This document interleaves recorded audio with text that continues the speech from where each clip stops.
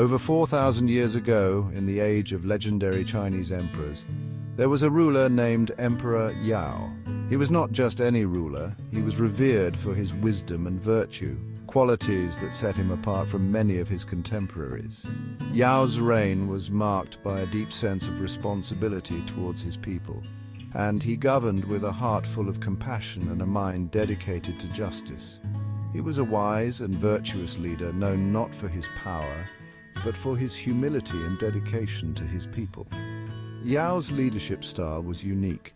He believed that a ruler's strength lay not in their ability to command, but in their capacity to listen and understand the needs of their subjects. This approach earned him the love and respect of his people, who saw in him a father figure rather than a distant monarch. One day Yao faced a dilemma. Who would be his successor? This was not a decision he took lightly, for he knew that the future of his kingdom depended on it. Yao's own sons, though of royal blood, lacked the qualities he deemed essential for a ruler. They were neither wise nor virtuous, and Yao feared that under their rule, the kingdom would fall into disarray. His own sons were not fit to rule. Instead of clinging to his dynasty, Yao sought someone wise and moral, one who could continue to serve the people. This decision was a testament to Yao's selflessness. He was willing to look beyond his own family for the greater good of his kingdom. He consulted his advisors, pondered deeply and prayed for guidance, all the while keeping the welfare of his people at the forefront of his mind. Yao found a man named Shun, not of royal blood, but known for his righteousness and patience. Shun was a humble farmer, living a simple life far removed from the luxuries of the palace, yet his reputation for fairness and integrity had reached the ears of the emperor. Yao was intrigued by the stories of Shun's unwavering moral compass and decided to learn more about this remarkable man. Despite being mistreated by his own family, Shun remained kind, hardworking, and just. His stepmother and stepbrother often treated him with cruelty, yet Shun never wavered in his commitment to doing what was right.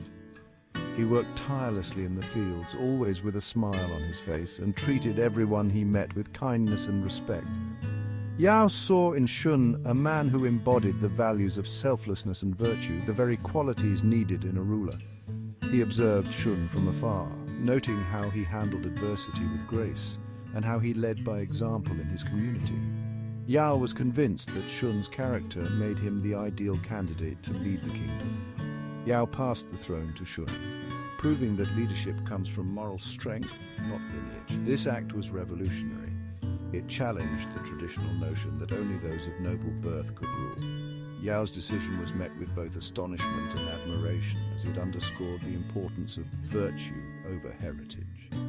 In this ancient lesson, Emperor Yao taught us that true leadership lies not in power, but in wisdom and virtue.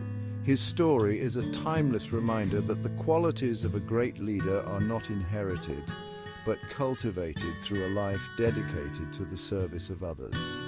Yao's legacy lives on, inspiring generations to value character over status. Even today, the story reminds us that humility and integrity will always stand the test of time. In a world where power often overshadows principle, Yao's example serves as a beacon of hope.